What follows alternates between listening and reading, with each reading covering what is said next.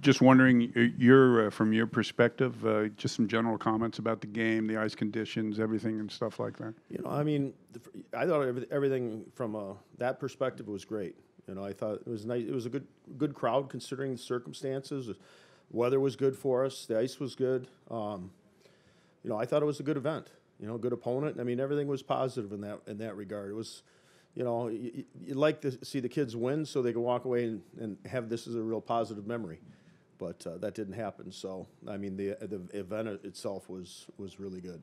What did you see on the first goal from your perspective? You had a pretty good look at it. I think I mean, yesterday we practiced in the morning, full sunshine. Probably should have practiced with dusk. Because I think Kale lost a few pucks, long shots, bouncy pucks. It was just a fluky goal. But, that put us right on our heels, and, we had to chase the game for almost full 60. Were you happy with the way the kids continued the battle and eventually got themselves back into it? Yeah, I mean, it? we played hard. I mean, they've improved a lot defensively since the last time we played them. I thought that they were really stingy through the neutral zone. It was hard for us to generate anything with any speed through the neutral zone. And plus, you're playing, even though the ice was good, it shaves up rather quickly, so it does slow you down a little bit.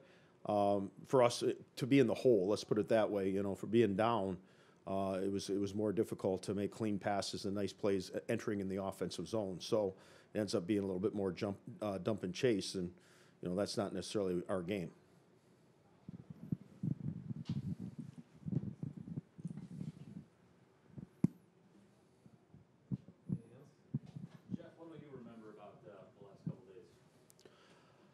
For me, it's it's just being in this room, walking down that tunnel, just the history. I mean, I showed at the end of my pregame meeting, I showed the guys Newt Rockney's speech. Because just the history of this building and the history of the people that have been in that locker room and walked down that tunnel.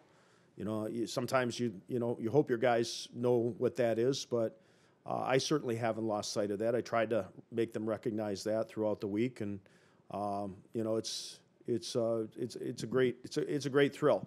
I'd love to, maybe do this again someday and do it as our own event.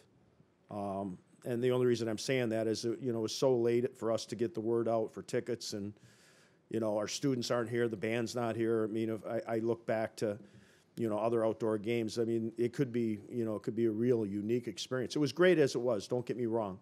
But I'm just saying that, like Michigan State did on the first time it ever happened, or Michigan did, just to make it our own event as opposed to piggybacking onto the NHL, which was great by them because they did a great job in helping us through this whole process. Coach, you're 8-2 over your last 10 games. What's the message you bring back to the guys tonight to get past today and look forward to next week? Well, I told them, it's a couple of funky goals in the first period, and you're chasing the game for 60 minutes, and they're not an easy team to come back on. I mean, they look more like the second half of last year Michigan team, stingy defensively, good goaltending. So we got to recognize the rest of the way is all Big Ten. We got a couple more home games coming up next weekend against Minnesota, and this conference is going to be challenging. I mean, it's going to be a tough second half for us. We're in a good position. We just have to make sure that we take care of home ice. We have to steal an occasional road game, and we've been pretty good on the road. We need to continue to play well at home. I don't know if I classify this as a true home game, but I think that I was encouraged the guys stayed up. It could have been gotten down after the fluky goals, but they stayed up. They had a good attitude, good approach, and they battled right to the end, and that's a positive sign. We got down a little bit at Penn State the second night, and we didn't see that resolve. So tonight was a good step in that regard.